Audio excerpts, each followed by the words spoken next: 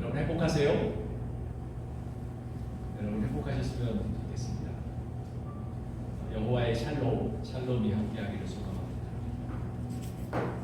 꿈이 있습니까? 라는 질문에 여러분은 어떤 답을 하고 싶으신가요?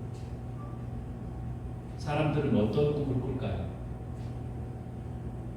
부모로서 자녀들에게, 또 자녀들은 부모에게, 그리고 사회를 향해서, 또 국가를 향해서, 또한 교회를 향해서 어떤 꿈을 가지고 있을까요? 2002년 월드컵에 오래전의 이야기죠. 2006년 월드컵 때 사강신화를 읽었을 때 관객들 관중석에서 프랑카드가 쭉 벌어지면서 꿈은 이루어진다라고 펼쳐졌던 그 순간이 참 엊그제 같습니다. 감동이었죠. 전혀 예상하지 못했던 붉은 악마들이 엄청나게 큰 프레카드를 내려오는데 대단했었습니다. 이런 질문은 어떨까요? 모든 꿈은 이루어질까? 모든 꿈은 이루어질까? 아닙니다. 정의롭지 못하고 아주 불합리한 꿈은 이루어져서는 안 됩니다. 또 이루어져서도 안 되고 이루어지면 안 되는 거죠. 이루어질 수가 없습니다. 만약 이루어진 것처럼 보이더라도 그것은 나중에 결말이 안 좋아져야 합니다. 그래서 모든 꿈은 이루어져서는 안 되는 것이죠. 그렇지만 사람들은 꿈을 꾸고 꿈이 이루어지기를 위해서 합니다.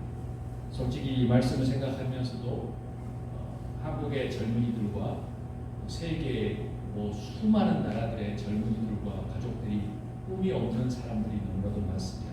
현실이 너무나도 힘들기 때문에.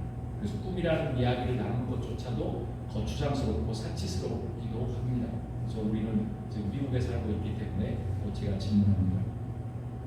오래전 한국에 있을 때 저희 가족이 2,000피스의 퍼즐 조각을 맞췄습니다. 열심히 맞추는데 딸아이가 잠이 오는 거예요. 그래서 저녁이 되면서 이제 자기는 자야 되겠다고 하면서 아빠 엄마 이거 끝까지 맞추지 말고 남겨놓으라고 하는 거예요. 함께 끝을 자기가 넣고 싶다는 겁니다. 그런데 저희가 오기가 발동했던지 너무나도 재밌었던지 열심히 퍼즐 조각을 맞추던 나머지 새벽에 유리창가에 해가 뜨는 것을 볼 때까지 맞추었습니다. 그때 그 순간을 제가 글로 시로 남겼습니다. 제목은 인생이라는 퍼즐. 아마 다른 애틀란타 뉴스에 제가 지난주에 칼럼을 썼던 게 제목을 사용했던 시입니다. 제가 이 시를 함께 나누고자 합니다. 인생이라는 퍼즐. 새벽녘 빛이 창문을 비집고 오는 줄도 잊은 채 퍼즐과 마주 앉았다. 그는 나를 끌어안고 놓아주지 않는다. 지금 이 시간도 처한 모든 상황도 만나는 모든 사람들도 미래의 조각 맞춤을 위한 가치 있는 한 조각의 퍼즐로 채워질 것이다. 인생 퍼즐에서 주연 없는 엑스트라 없고 엑스트라 없는 주연도 없을 터. 너도 나도 모두 주연이며 엑스트라이다. 내 인생 퍼즐 맞추기. 나는 주연이며 타인은 날 위한 조연이며 엑스트라이다. 타인은 날 위한 조연이며 엑스트라이다. 타인의 인생에서 나는 그저 그들을 돋보이게 조연이며 엑스트라이다. 인생이란 퍼즐 게임은 서로 함께 세워가며 붙잡아주는 것이다. 주목받지 않는 색상의 조각이 없었다면 화려한 색상의 큰 그림은 존재할 수 없다. 광야 위에서 다그리고 광야에 붙다 시집에서 나오는 내용입니다. 사람들은 자기의 인생의 퍼즐에서 아주 화려한 색상의 돋보이는 조각을 맞추기를 소망합니다. 그리고 그것의 꿈이라고 생각하고 달려나가죠. 그것을 맞추는 것은 꼭 인생에서 주연이 되고 싶어 하는 것처럼 보입니다. 무대에서 주인공, 메인 액터, 액트러스가 되는 거죠. 그렇지만 현실은 우리가 다 알다시피 주연처럼 살기란 너무나도 너무롭지 않습니다. 지구 인구의 99.9%는 주연처럼 살기가 힘든 것이 현실입니다. 솔직히 말하면 주연처럼 살고 있다고 하는 사람조차도 자기 안에 열등감과 비교심과 자괴감에 시달립니다. 왜냐하면 영원한 주연은 없기 때문에. 만약 영원히 자기가 주연처럼 살고 있다고 하면 아마 과대망상증에 걸린 사람이 확률이 많습니다. 그만큼 현실이 녹록지 않다는 거예요. 만약 현실이 공평하다 해도 사람의 마음은 너무나도 유동적이어서 갈대와 같아서 박탈감과 열등감과 또 우월감과 박탈감과 열등감과 우울감에 빠지기 쉽습니다. 인생을 조명해 보면 조연처럼 엑스트라처럼 살아가는 것도 참 멋지지 않나라는 생각을 해봅니다.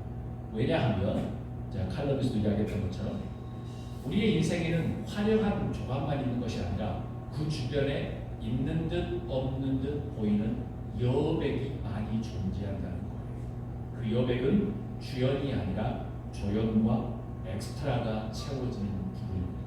그런 의미에서 조연과 엑스트라가 되어준다는 것은 내 인생뿐만 아니라 타인의 인생에도 아주 아름다운 것이겠죠.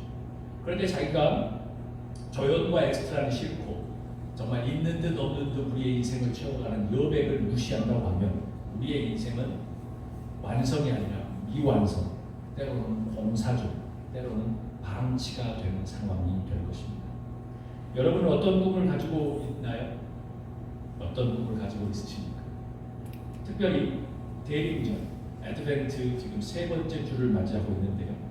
오늘 애드벤트 세 번째 주일에 우리는 어떤 꿈을 가지고 있냐? 그리고 그 꿈이 있다고 하면 우리는 어떻게 해야 할까요? 오늘 성서 126장, 시편 126장에도 꿈을 이야기합니다. 꿈꾸는 사람들이 등장해요. 오늘 본문에 이 꿈은 조금 다른 형태입니다.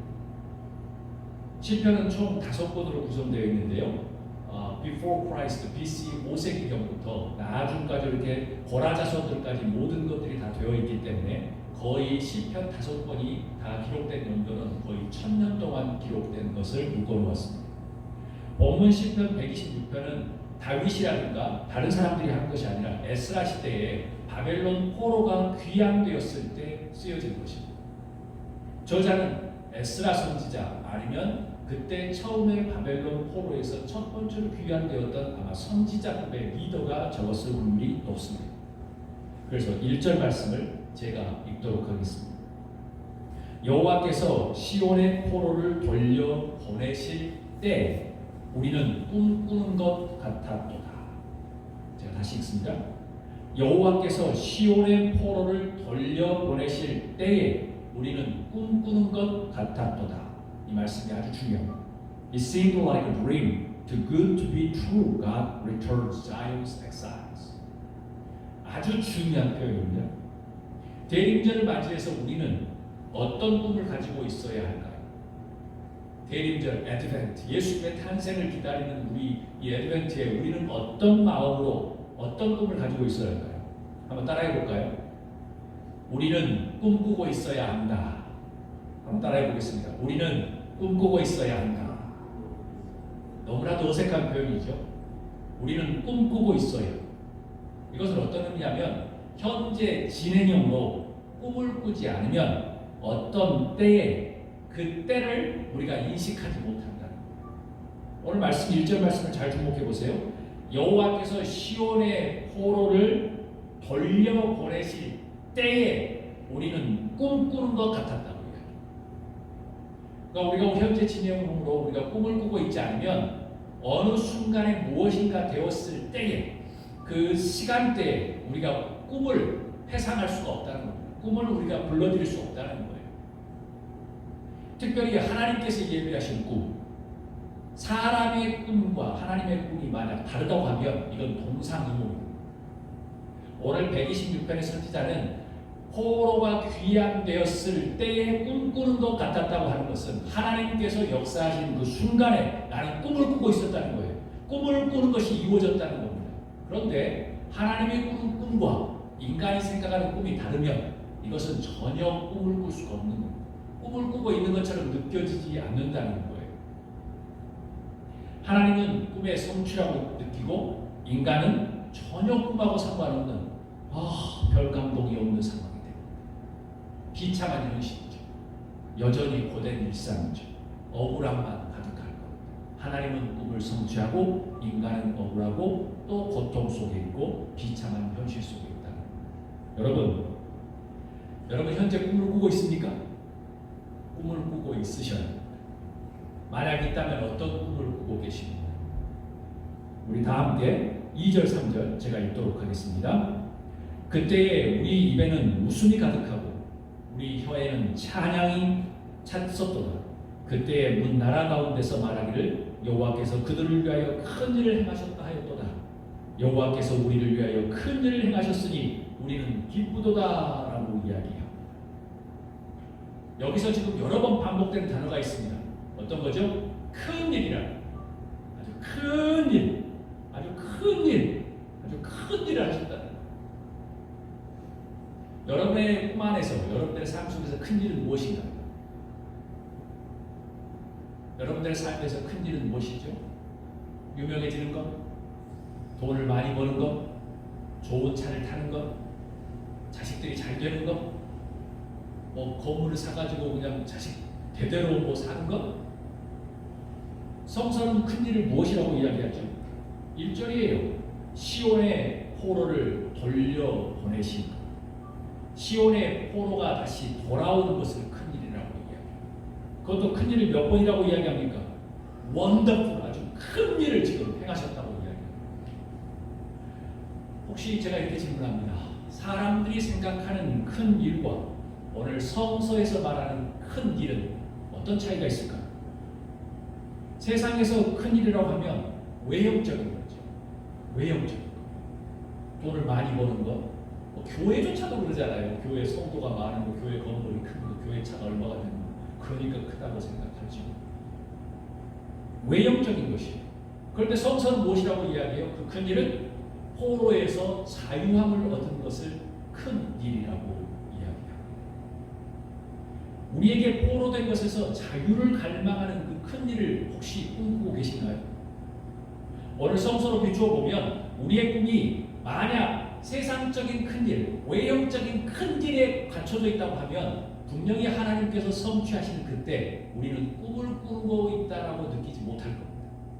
그런데 만약 우리 안에 무엇인가 포로된 것에서 자유함을 얻는 것이 꿈이라고 생각하면 하나님께서도 꿈을 이루실 때 우리는 꿈꾸는 것 같았다라고 분명히 고백할 겁니다. 만약 우리 안에 포로에서 자유함을 얻을 것 같은 그런 꿈이 없다고 하면 우리는 지금 대강절 세 번째 주, 애드벤트 세 번째 주, 다음 주에 예수님이 오실 것을 기다리고 있는 메시아의 탄생과 다시 오실 메시아에는 전혀 관심이 없을 수도 있습니다. 없을 수도 있다는 표현을 제가 써서 아주 부드럽게 써서 참 감사합니다. 없습니다. 왜요? 메시아는 말 위에 태어나셨기 때문에. 메시아는 가실 곳이 없어서 말 위에 태어나셨습니다. 메시아는 이집트로 갔다가 도망쳐 다니는 이주민이었습니다. 우리가 생각하는 것과 너무나도 다른 것이죠. 메시아의 탄생과 메시아의 다시 오심을 우리가 정말 관심이 많다고 생각하면 우리가 어떤 꿈을 꿔야 하는지 명확한 말씀이 됩니다. 우리 다 함께 4절 말씀을 한 목소리로 읽도록 하겠습니다. 여호와여 우리의 포로를 남방 시내들같이 돌려보내소서. 저는 이 말씀을 막 들으면서 읽으면서 너무나도 감동을 받았습니다. 와, 시편 126편의 이 선지자 정말 대단한 사람입니다. And now God, do it again, do it again. Raise to our drought-stricken lives. 너무나도 아주 멋지게 하나님 앞에 기도하면서 하나님의 영광을 받고 쓴 거예요. 여러분 이 말씀을 읽으니까 어떤 느낌이 오시나요? 이 말씀을 읽으면서 어떤 감동이 오시나요? 이거예요. 한번 따라해볼까요? 아직도 남아있다. 아직도 남아있다는 거예요. Do it again. 다시 그 포로들을 다시 보내십시오. 아직도 남아있습니다. 라고 표현하는 거예요. 아직도 남아있다. 우리에게 이제 무엇인가 남아있지 않는 상황이라면 무엇이 있을까요? 문제가 심각할 수 있습니다.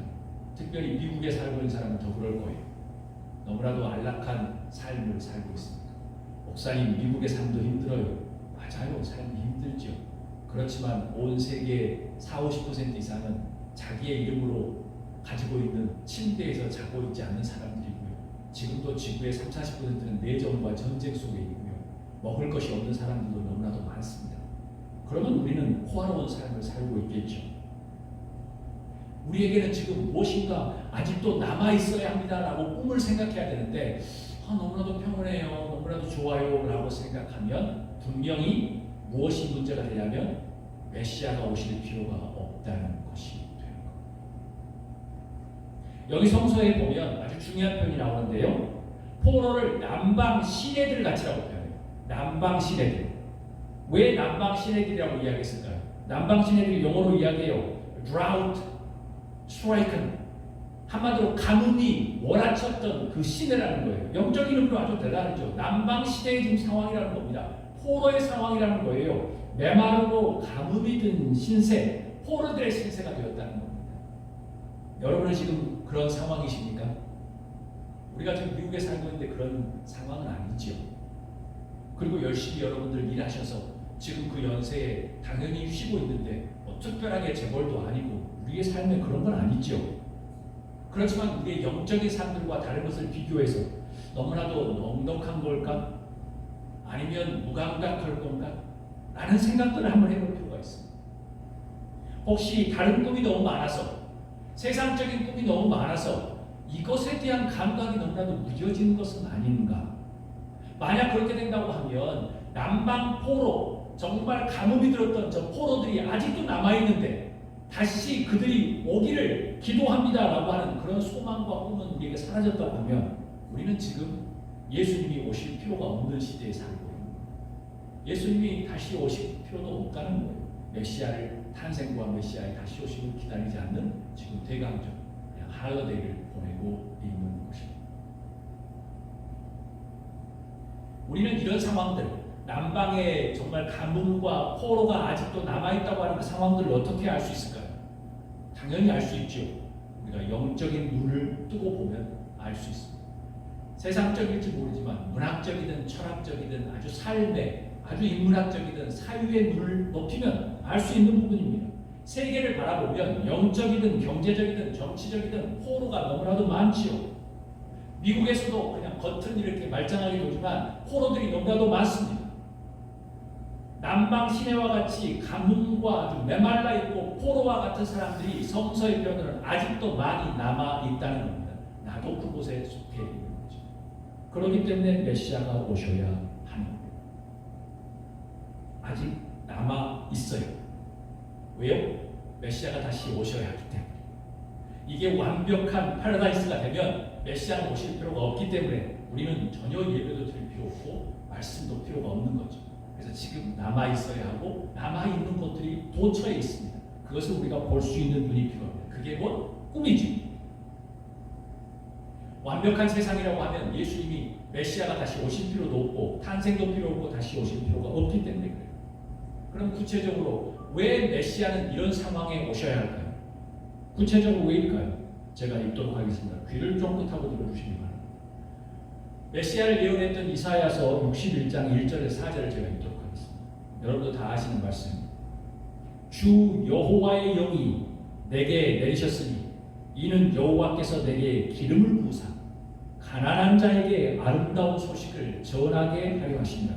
가난한 자에게 나를 보내사 마음이 상한 자를 고치며 포로된 자에게 자유를 갇힌 자에게 노임을 선포하며 하나님의 은혜의 여호와 하나님의 보복의 달을 선포하여 모든 슬픈 자를 위로하되 무릇 시온에서 슬퍼하는 자에게 화관을 주어 그 죄를 대신하여 기쁨의 기름으로 그 슬픔을 대신하여 찬송의 옷으로 그 근심을 대신하시고 그들이 의의 나무 곧 여호와께서 심으신 그 영광을 나타낼지라 일컬음을 받게 하려 하십니다. 4절은 아주 더욱더 아주 흥미롭습니다.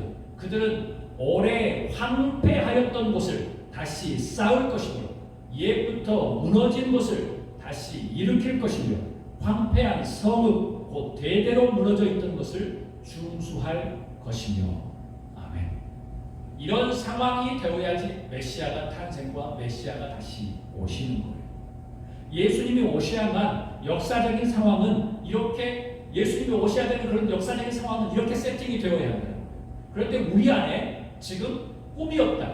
특별히 와 좋은 차, 뭐 좋은 집, 아주 자녀들이 아주 유명해지는 것, 돈을 많이 버는 것에 우리가 꿈이 포커스가 맞춰져 있다고 하면 포로와 정말 가뭄이 있는 아직도 남아있는 그 포로의 사람들이 다시 돌아오는 것에 대한 소망과 꿈이 없다고 하면 예수님이 전혀 오실 필요가 없는 겁니다.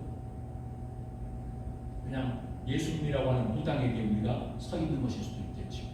그냥 캔들라이트 켜고 그냥 크리스마스 트리에 선물들을 하고 우리가 나는 예수님 오신 날이야. 우리의 생일이죠. 예수님이 오셔야 되는 상황은 이거예요.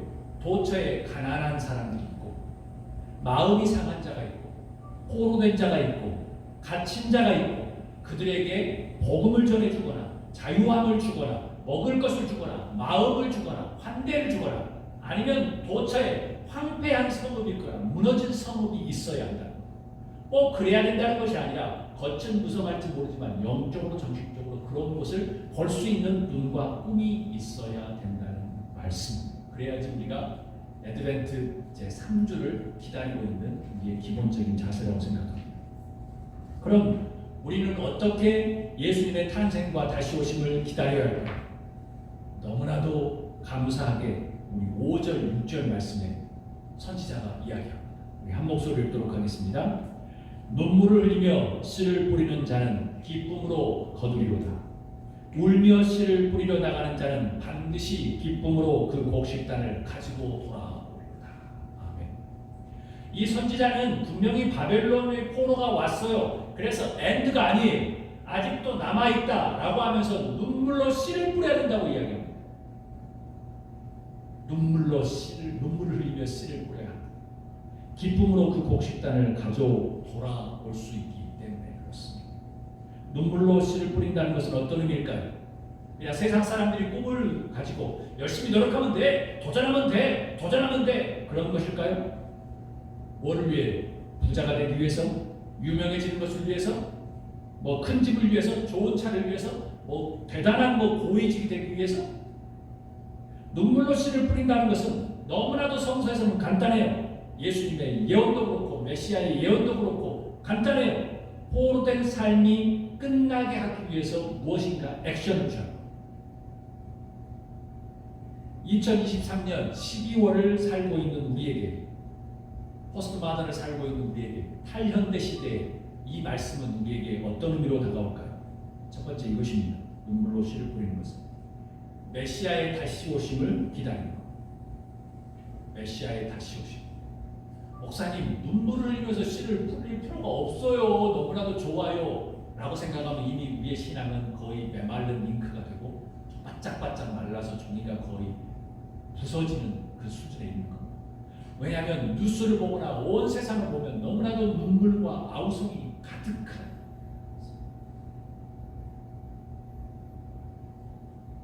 제가 썼던 신문의 사설 중에 제목이 아우성이 들린가라는 것이었습니다.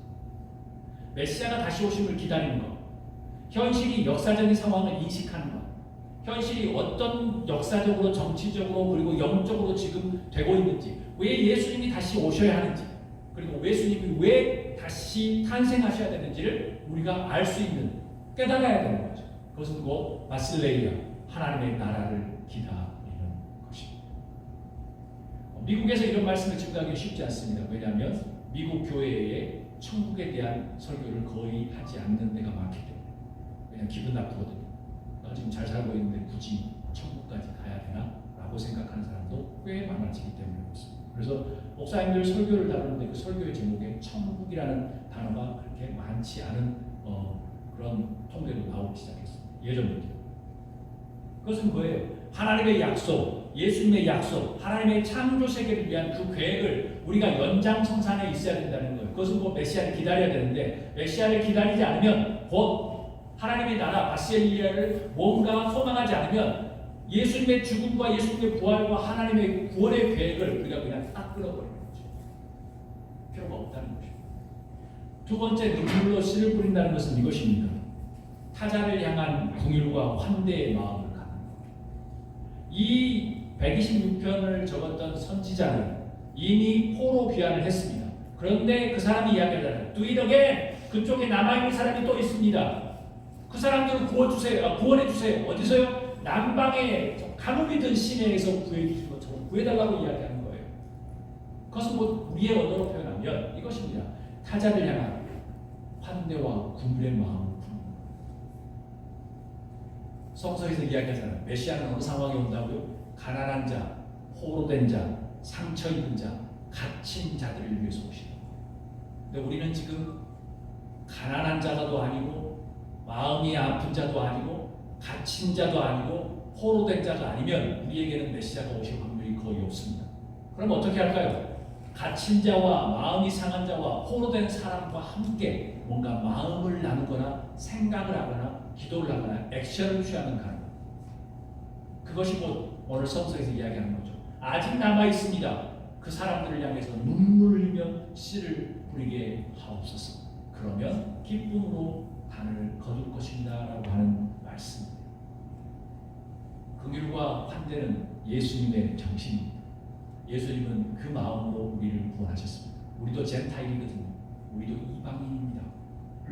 미국의 선교사들이 130년 전에 우리 한국에 무지몽매했던 수세식 변소 하나 없고 병원 하나도 없었던 그 무지몽매한 곳에 오지 않았으면 나눠주지 않았으면 긍휼과 환대로 나누지 않았으면 우리도 젠타일인 것이죠. 우리도 이방인에 속할 겁니다.